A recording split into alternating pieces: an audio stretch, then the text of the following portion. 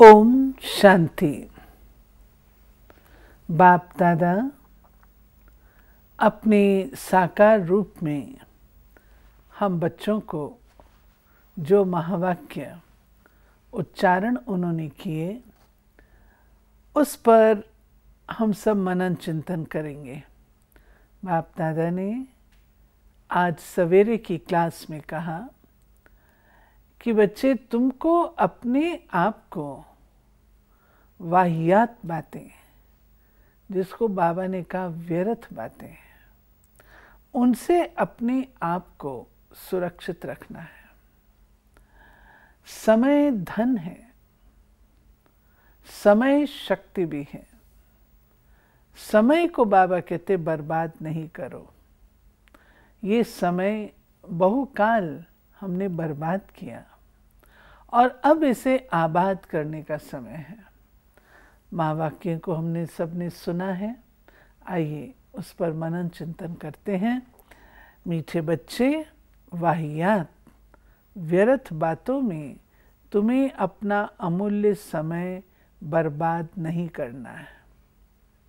बाप की याद से आबाद होना है। ये हम सब के लिए बहुत धारने की चीज़ है। आज के दुनिया के लोग भी समझने लगे हैं कि टाइम इज़ लाइफ, क्योंकि समय से ही पूरा जीवन बनता है। अगर मनुष्य अपने जीवन का सबसे छोटा अंश देखे तो समय है, सेकंड है, सेकंड सेकंड सेकंड करके लाइफ निमिष बनता है। तो अगर समय बर्बाद किया तो क्या होगा?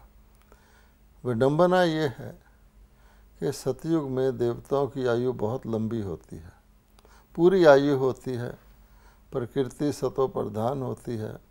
कोई भी देवता अकाल शरीर नहीं छोड़ते। इसलिए कहा जाता है कि सतयुग में काल को एंट्री अलाउड नहीं है। लेकिन वहाँ एक तो आयु लंबी और समय का ज़रा भी वेस्ट नहीं है। ना कोई संकल्प वेस्ट करता है, ना कोई बोल वेस्ट करता है, ना कर्मों में वेस्ट करता है। एक तो आयु लंबी और उसके बाद समय का भी एग्जैक्टली परफेक्ट उपयोग। इसलिए शायद किसी ने कहा है कि तुम जियो हज़ारों साल, साल के दिनों 50,000, क्योंकि ये गिनती काल की तभी होती है कैसा उसका यूटिलाइजेशन है।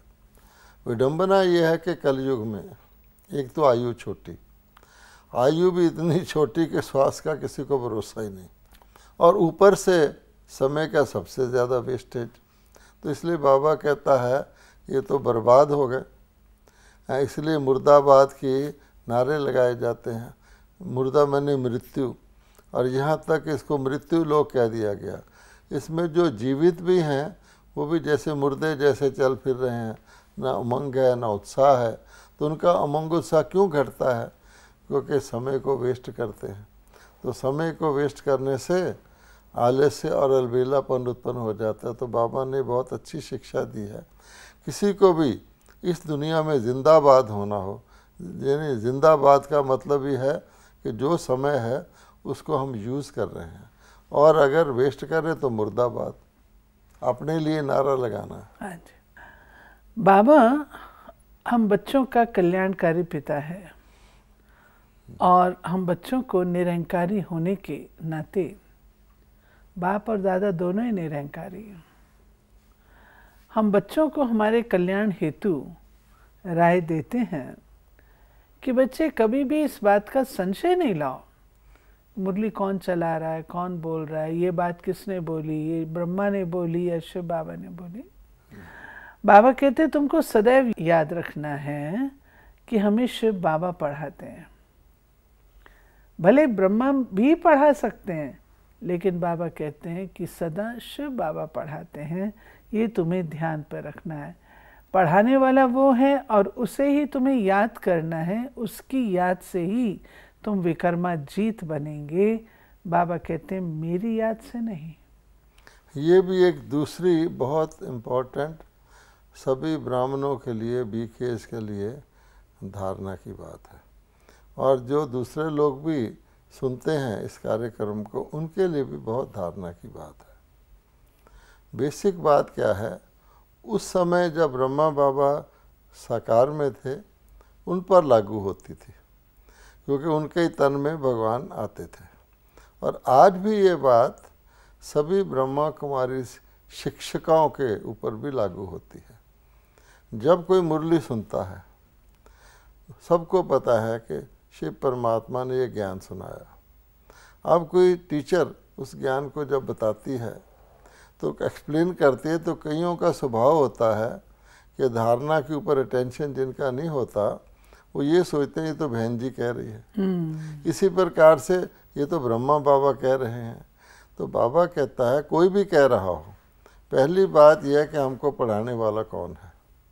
शिव बाबा बाबा क्यों कहता है कि हर शिक्षा को मेरे साथ जोड़ो कि मैं ही तुम्हारा बाप हूँ, मैं ही शिक्षक हूँ, मैं हूँ सतगुरु हूँ। क्योंकि जो लास्ट सेंटेंस इस बात का है उसमें बाबा ने कहा है कि शिव बाबा को याद करने से ही तुम्हारे विक्रम विनाश होंगे। ब्रह्मा को भी याद कर, भी ब्रह्मा ने बहुत अच्छा ज्ञान दिया, ब्रह्मा को भी महिमा करने याद करने से तुम्हारे विक्रम विनाश नहीं होंगे। इससे आगे चलो तो अपने टीचर के बारे में ये सोचने के लिए कि इसने ये मुरली में ये ऐड कर दिया है या घटा दिया है या मेरे को कह के बोला है, उससे भी तुम्हारे विक्रम विनाश नहीं होंगे, बहुत बड़ी दीवार खड़ी हो जाएगी। आगे चलो तो बाबा कहता है किसी भी देहधारी को याद करने से भी तुम्हारे विक्रम विनाश नहीं होंगे। विक्रमों का बोझा अनेक जन्मों का बहुत बड़ा है, निरंतर याद करने से मुश्किल से वो चुकतू होता है, और अगर चुकतू ना हुआ तो फिर तुमको सजा खानी पड़ेगी, पद भी कम हो जाएगा। तभी बाबा ने आगे इसको कंटिन्यू किया है कि जब कोई और सत्संग में जाते हैं तो वहाँ तो कहते हैं भाई फलाने महात्मा जी हमको सुना रहे हैं, शास्त्र सुना रहे हैं, लेकिन बाबा कहते हैं यहाँ पर तुम बच्चों को सदैव यही स्मृति में रखना है कि शिव बाबा हमको सुनाते हैं। तुम बैठे हो शिव बाबा की याद में, तुम समझते हो हमारा पतित पावन बाबा शिव है, वही आकर ब्रह्मा द्वारा हमको पढ़ाते हैं। बाबा कहते जितना शिव बाबा को याद करेंगे विक्रमाजीत बनेंगे। जितना हो सके शिव बाबा को भूलना नहीं है, क्योंकि वर्षा उनसे ही पाना है। इसलिए बाबा कहते बच्चे निरंतर मुझे याद करो, उठते बैठते मुझे याद करो। अब आप देखिए कि बाबा ने गुरुओं से शुरू किया कि जितने भी संसारिक देहदारू गुरु हैं वो अच्छी बात सुनाते हैं अपने शिष्यों को, लेकिन किसी को भी याद करने से आपके विक्रम विनाश नहीं होते, आप पतित से पावन नहीं बनते। जितने शास्त्र हैं वो भी किसी न किसी मनुष्यों के लिखे हुए हैं, उसके सुनने पर भी आपको वो इसका लेखक याद आएगा, तो तब भी आपके विक्रम विनाश नहीं होंगे। बाबा ने कहा एक भगवत गीता थी जो भगवानों थी, उस पर भी देहधारी श्री कृष्ण का नाम डाल दिया, उससे भी तुम्हारे विक्रम विनाश नहीं होंगे। तो परमात्मा कहते हैं कि जो सदा की शांति का वर्षा है, जन्म जन्मांतर के सुख का वर्षा है, देवता बनने का वर्षा है, सतयुग वासी बनने का वर्षा है, वो उसका कंडीशन यही है कि तुम्हारे सारे विक्रम विनाश हों, उसके प्लस तुमने आत्माओं की सेवा की हो। अब अगर तुम किसी न किसी देहधारी को याद करोगे तो ना तो तुम पतित से पावन बन सकते हो, ना तुम्हारे विक्रम विनाश हो सकते हैं। तो इसलिए बाबा कहते हैं ये ब्राह्मणों को बहुत अटेंशन रखना है, जहाँ तक हो सके लगातार निरंतर श्वासों श्वास जितना हो सके शिव बाबा को ही याद करते रहना है, ताकि आपके पहले तो विक्रम विनाश हों, विक्रम विनाश होंगे तब आत्मा के अंदर ताकत आएगी ज्ञान को धारण करने की, गुणों को धारण करने। बाबा ने इस चीज़ को कंटिन्यू करते हुए हम बच्चों को ये बात भी कही आज कि देखो तुम्हारी कमाई इसमें बहुत है, और बच्चे चलते फिरते तुमको मुझे अगर याद रखना है तो कुछ बातों से अपने आप को तुमको बचाना होगा। बाबा कहते कभी भी टाइम वेस्ट नहीं करो।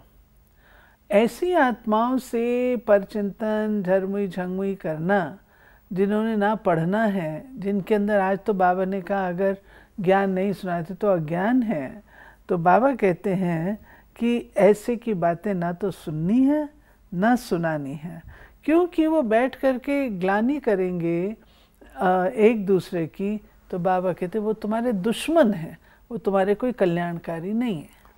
एक तरह से बाबा ये कहते हैं कि आत्मा अपना ही मित्र है, अपना शत्रु है। गीता में भी कहा हुआ, हम खुद अपने मित्र हैं, अपने शत्रु हैं। जब हमारे पास, केवल हमारे पास ये ज्ञान है कि निराकार परमात्मा शिव को आत्मा याद करे तो उसके विक्रम विनाश होंगे, ये बहुत बड़ी ज्ञान है। दुनिया में किसी के पास ये ज्ञान ही नहीं है कि निराकार परमात्मा को आत्मा मानकर याद करने से तुम्हारे विक्रम विनाश होंगे, क्योंकि परमात्मा ही पतित पावन है। अब आपके पास ये ज्ञान है, फिर आप, बाबा कहता है कि जितना मुझे याद करोगे उतना तुम्हारी कमाई है, ज़बरदस्त कमाई है। क्योंकि एक सेकंड भी याद किया तो बाबा कहते हैं जैसे एक ज़ीरो लगाया, और ज़ीरो इस तरह का लगता है जैसे एक के 10, 10 से 100, 100 के 1000, इस तरह से तुम्हारी कमाई है। दुनिया में इस प्रकार की कमाई किसी की नहीं है।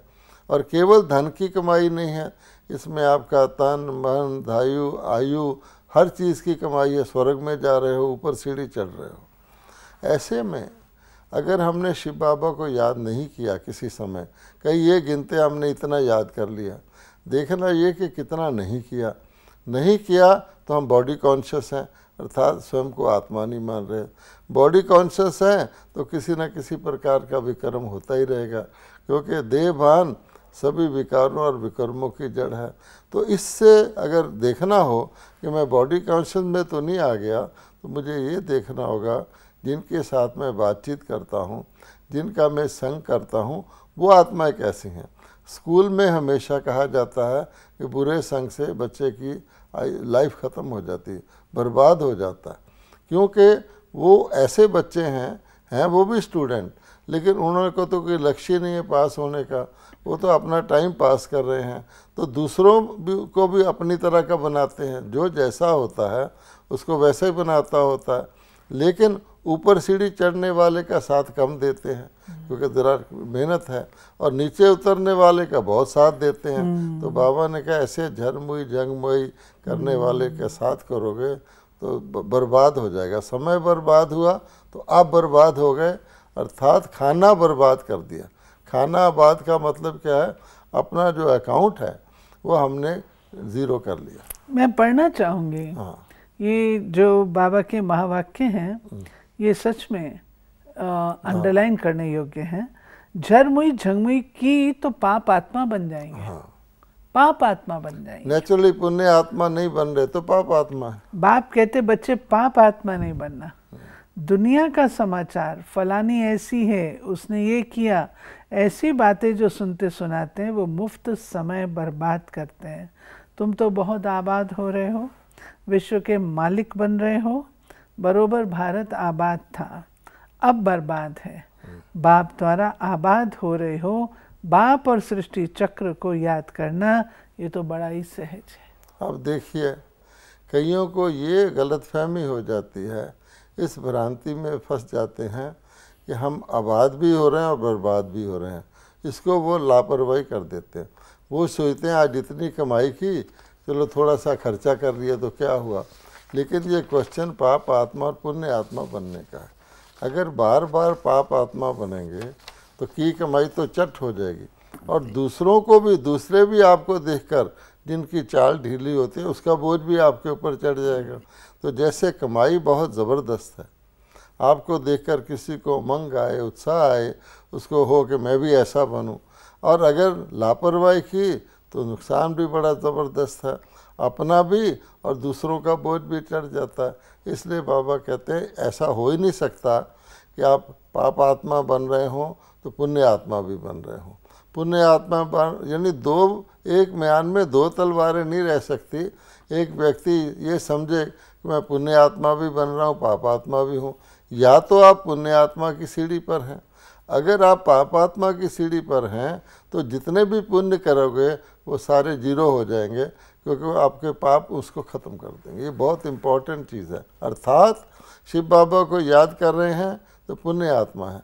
अगर ज़्यादा टाइम दूसरी तरफ लग रहा है तो वो याद भी जो है पात्मा की कैटेगरी में जाएगी, क्योंकि उधार ज़्यादा होगा, कमाई कम होगी। बाबा कहते हैं तुम बच्चों को पता है कि बाबा का प्लान क्या है। बाबा का प्लान है सारी सृष्टि को दुख धाम से सुख धाम और शांति धाम बनाना।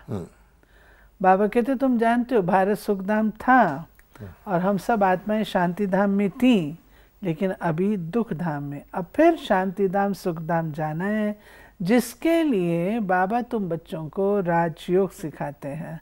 अब हिसाब किताब चुकतू कर शांति धाम चले जाएंगे। यानी ये भी दुनिया में किसी को पता नहीं है कि इस दुख धाम से शांति धाम जाने का अथवा सुख धाम जाने का मार्ग क्या है। वो ये समझते हैं कि सृष्टि चक्कर चल रहा है, शुरू से दुख सुख आ रहा है, पाप पुण्य हो रहा है। पहले पाप कम था, पुण्य ज़्यादा था, अब पाप ज़्यादा पुण्य कम है। और कोई भी आत्मा भक्ति करके, शास्त्र पढ़ के, दान पुण्य करके बीच में ही कभी भी शांति धाम में जा सकती है और सुख धाम में जा सकती है। इसलिए इसका सबूत ये है कि किसी की मृत्यु होती है तो या तो कह देते परलोक सुधारा, यानी शांति धाम चला गया। उनको पता नहीं है शांति धाम क्या है, अर्थात शांति में चला गया। या कहते हैं स्वर्गवास हो गया, यानी सुखधाम में चला गया। उनको ये भी नहीं पता कि कौन स्वर्गवास होता है, कौन परलोक सुधारता है। सन्यासी लोग कहते हैं ब्रह्मलीन हो गया। तो पहली बात तो बाबा ने बताई है, ऐसा नहीं है कि इस नाटक के अंदर से कभी भी कोई भी एक्टर बाहर जा सकता। ये नाटक पूरा होता है उसी वक्त शांति धाम सुख धाम जाने की बात होती है। जैसे बाबा ने कहा सृष्टि कल्प वृक्ष है, तो जब तक कल्प वृक्ष के पत्ते नीचे उग रहे हैं, आत्मा नीचे आ रही हैं, नाटक अभी चल रहा है, तो परमात्मा ऐसे कैसे करेगा जब ऊपर से आत्माएं नीचे आ रही हैं तो नीचे से ऊपर भी जा सकती हैं। पहली बात तो ये गलत है। शांति धाम सुख धाम एक ही वक्त स्थापित होते हैं और उसमें ये सारी दुनिया दुख धाम होती है, उन्हीं से आत्माओं को ले जाता है। अर्थात ये कर्तव्य परमात्मा का है, पतित पावन उसी को कहते हैं। अब बाबा कहता है कि मैं कैसे ले जाता हूँ। अब बाबा ने ये बताया, ये भी नहीं लोग जानते कि दान पुण्य जप तप से नहीं, राजयोग के द्वारा पति से पावन बनने का तरीका योग है। परमात्मा ने वो योग सिखाया है। गीता में यही कहा है, मेरे से योग लगाओगे तो तुम्हें सब पापों से मुक्त करूँगा। राजयोग इसको क्यों कहते हैं, कई समझते हैं कि कोई आसन पर बैठकर सिल्क के गद्दों पर बैठकर योग, नहीं। राज मैंने अपने ऊपर स्वराज्य, जो इंद्रियों पर राज करने का योग बाबा सिखाता है अपने, वो राजयोग है। इससे ना सिर्फ तुम जो भी राजयोग करके पावन बनेगा सुखधाम में जाएगा, बाकी जो नहीं करेंगे उसको परमात्मा सजा दिलवाकर आत्मा को शुद्ध करके शांति धाम भेज देगा। बाबा ने आज एक शब्द का उपयोग किया है। बाबा कहते हैं कि प्रायः लोग कहते हैं कि मन की शांति चाहिए, लेकिन सुख का वार्तालाप कोई नहीं करता है। हाँ, यानी सारी दुनिया से पूछ लो तो कहेंगे मन की शांति चाहिए, सच्ची शांति चाहिए। एक मुरली तो बाबा ने ये भी कहा कि ये भी गलत है मन की शांति कहना, क्योंकि आत्मा को शांति चाहिए, मन तो, लेकिन वो अलग बात है। लेकिन ये नोट करने की बात है, कोई सीधा नहीं कहता मुझे सुख चाहिए, उसको ये कहेगा शांति चाहिए और सुख चाहिए। सीधा सुख का वार्तालाप के सुख हो, क्योंकि फैक्ट यही है कि सीधा कोई दुख धाम से सुख धाम में जा ही नहीं सकता, पहले उसको शांति तो हो। इसलिए बाबा कहते हैं पहले मैं सब आत्मा को परलोक शांति धाम में शिवपुरी में ले जाता हूँ, वहाँ से जो अधिकारी होती हैं सुख धाम की, इसलिए उनको स्वर्ग में सतयुग में भेजता हूँ। इसीलिए सतयुग की आबादी थोड़ी है। बाबा ने कहा है कि बच्चों को ये ख्याल आना चाहिए और दुनिया को भी ये बात सोचनी चाहिए कि जब हम कहते हैं कि भगवान रचयिता है स्वर्ग का, तो हम भी तो स्वर्ग में होने चाहिए। लेकिन ये बात बाबा कहते हैं ख्याल में नहीं आती, क्योंकि रावण राज्य में बैठे हैं, है सहज। लेकिन फिर बाबा ने आज झरमुई झंगमुई पर फिर से अब देखिए कि कितनी आसान समझ की बात है कि अगर हम परमात्मा की संतान हैं, सारे ये तो मानते हैं कि आत्मा परमात्मा की संतान है, किसी और की संतान तो नहीं है, रावण की संतान तो नहीं कि मैं आत्मा रावण की संतान हूँ। अगर हम परमात्मा की संतान हैं तो परमात्मा के जो गुण हैं, परमात्मा का जो इनहेरिटेंस है वो हमारे पास नेचुरली आना चाहिए। संतान बनते ही बच्चा अधिकारी बन जाता है। इसलिए बाबा कहते हैं कि मैं तो सुख धाम और शांति धाम को रचता हूँ, तो तुम सुखधाम शांति धाम में क्यों नहीं हो, प्रश्न पूछना चाहिए। फिर बाबा ने कहा इसलिए उस पिता को छोड़कर, शांति सुख देने वाले को, आत्मा रूपी सीता रावण की जेल में चली गई है। प्रलोभन में आकर के सोने का हिरण चाहिए मुझे, अब शोक वाटिका में बैठ गई है। अब रावण की संतान को सुख शांति कहाँ। तो ये सोचना चाहिए, हम भक्ति तो कर रहे हैं, अब किसी दुश्मन की जेल में बैठकर आप भक्ति करोगे तो उससे आपकी प्राप्ति थोड़ी होगी, जब तक वो छुड़वाने ना आए। तब बाबा कहता है कि भक्ति कर रहे हैं, सीता आत्मा पुकारे जा रही है, अनेक जतन कर रही है, पर जब तक राम आएगा नहीं वो तुमको लेके नहीं जाएगा। कुछ भी कर लो, सीढ़ी नीचे उतरना ही है। इसलिए कलयुग बढ़ता जा रहा है, जब वो आएगा फिर कलयुग समाप्त, जैसे अब हो रहा है। फिर बाबा ने कहा कि देखो बच्चे, माया तुमको बहुत प्रकार के संकल्प विकल्प के तूफान में लाएगी, तुम्हारा योग तोड़ने की कोशिश करेगी। ऐसे ऐसे संकल्प जो कभी तुम्हें अज्ञान में भी नहीं आते थे, ऐसे भी आएंगे। तो बाबा कहते बच्चे ऐसे डरना नहीं, मनसा के तूफान बहुत आएंगे, लेकिन कर्मेंद्रियों से कोई विकर्म नहीं करना। अब जैसे किसी दुकान का ग्राहक को दूसरा दुकानदार खींचना चाहे, मान लीजिए आत्मा को पता लग जाता है कि रावण की जेल और उससे भागने की कोशिश करती है, तो जो जेल में डालते हैं उन्होंने बहुत प्रबंध किए होते हैं। एक तो जेल से बाहर जा ही ना सके, और अगर जाए तो कहीं कुछ भी कर ले, पकड़ा जाए। इसलिए बाबा कहता है कि माया ने प्रलोभन भी दे रखे हैं। आजकल राजनीतिक पार्टियों में भी ये होता है, कोई व्यक्ति दूसरी पार्टी में जाना चाहता है, उसको थोड़ा प्रलोभन देते, जैसी जहाँ वो राजी हो जाए। अगर नहीं होते तो कहते तुझे हम मिनिस्टर बना देंगे, डिप्टी चीफ मिनिस्टर बना देंगे, डिप्टी प्राइम मिनिस्टर बना देंगे, हमारी तरफ आ जा। तो लोभ तो देते हैं ना, या डर देते हैं या लोभ देते हैं। तुम्हें कुछ नहीं मिलेगा ये भी डर है। तो बाबा कहता है रावण भी इसी प्रकार से करता है कि वो एक बार उसके चंबे में आ गए तो ऐसी कोशिश करता है कि छूटे ही ना। इसलिए बाबा कहते हैं तुमको ध्यान रखना है, मेरा लक्ष्य क्या है, मेरा भगवान आ गया है, और ये ब्रह्मा कुमार कुमारियाँ क्या हैं, ये भगवान के दूत हैं। सीता की जेल में दिखाते हैं ना कि हनुमान दूत गया, मैं भगवान का दूत हूँ।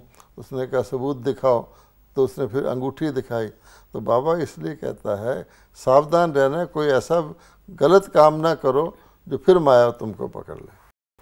और अब बाबा ने फिर कहा कि बच्चे याद रखो ये तुम्हारी वानप्रस्थ अवस्था है, अब तुम्हें वापस जाना है और बनना है तो सच्चा सच्चा ब्राह्मण बनो। ब्राह्मण बनने बगैर तुम देवता तो बन नहीं सकोगे। क्योंकि बाबा कहता है ब्राह्मण भी दो प्रकार के होते हैं, एक सुतेले एक मातेले। आते शुभ भावना से हैं यज्ञ में कि हम पुरुषार्थ करेंगे, लेकिन क्या होता है बीच में फंस जाते हैं। इसलिए बाबा कहता है बनना तो सच्चा ब्राह्मण बनो, तभी देवता बनोगे। बाबा कहते तुम कहीं भी जाते हो तो याद शिव बाबा को करो, चाहे शादी में जाओ, कहीं पार्टी में जाओ, शिव बाबा को याद करो। तुम गुप्त अहिंसक सेना हो, क्योंकि तुम्हारी वानप्रस्थ अवस्था। हाँ, वरदान है स्वयं को विशेष पाठधारी समझ, साधारणता को समाप्त करने वाले परम व श्रेष्ठ भव। वैसे विशेष पाठ बजाने वाले बच्चे भी हर बात में परम यानी श्रेष्ठ हैं। पाठधारी समझकर ड्रामा की स्टेज पर पाठ बजाओ। विशेष पाठधारी कभी अलबेले नहीं बन सकते। यदि हीरो एक्टर साधारण एक्ट करे तो सब हंसेंगे ना। और स्लोगन है अपनी वृत्ति को पावरफुल बनाओ तो सेवा में वृद्धि स्वतः होगी। क्योंकि हम खुद वीक रहे तो वृद्धि कैसे होगी। ये थी बाबा की आज की मुरली, और आज की मुरली तो बहुत ही स्पष्ट है। भिन्न भिन्न प्रकार से बाबा ने हमें समय बर्बाद जिन बातों में हम लोग कर लेते हैं उस पर समझाया है। समय को आबाद करना है, बर्बाद नहीं। इस पर हम अपनी चेकिंग स्वयं करें कि हम कहीं समय बर्बाद तो नहीं करते हैं। ओम शांति।